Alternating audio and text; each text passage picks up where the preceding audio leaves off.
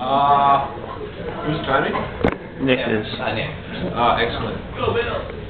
Alright, well, MacGuffin or not, this is all I have.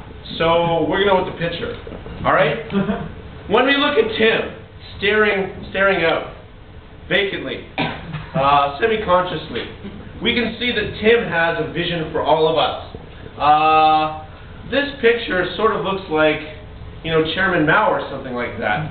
So, let's call him the chairman.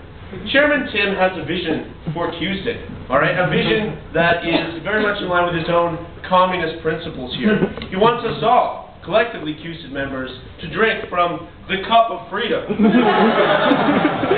And we'll all work on giant collective farms, alright? Like harvesting wheat or something. And we'll access this cup of freedom through the slaw of indentured slavery through collective farming. And you might have questions as to this new system, all right? This new system in which Tim will dictate the results of all of the breaks and all of the results of the tournament, even before we have the tournament. In fact, you won't even need to go to make up what happens in his mind. You might have questions, but there's no need to ask those questions because his mighty brain has already processed them and already come up to an answer that's far too intelligent for you to even comprehend. So collectively, we must fight with our chairman here, stroking his Lenin-esque beard in a few years. He's only a young'un now, but he'll have a mighty Lenin-esque beard in a few years, all right, when the crops come home. But what we see is a wise man looking out across the populace and trying to envision a better future for us all. And only through collective action can we reach our glorious goal, Hughes, of 100 tons of pig iron. All right, so that's the type of vision I see in Tim. And Tim has a vision that I think is not uncommon amongst my friends, which is to crush others under the yoke of slavery. I know this one guy, the only other guy I knew who actually was a communist.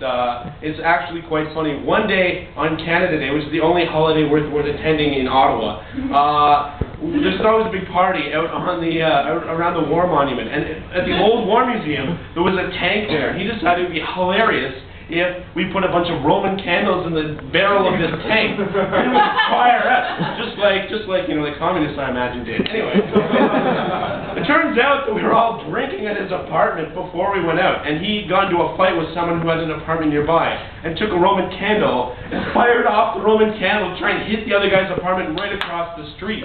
The other guy summarily lit all of the fireworks inside his apartment, and they went off all over the place. It was one of the funniest things I have ever seen. And that's what happens when, like Tim, you become one of those ivory tower socialist types that looks down upon us, toiling away in a futile and semi-conscious manner in those collective farms. Thank you.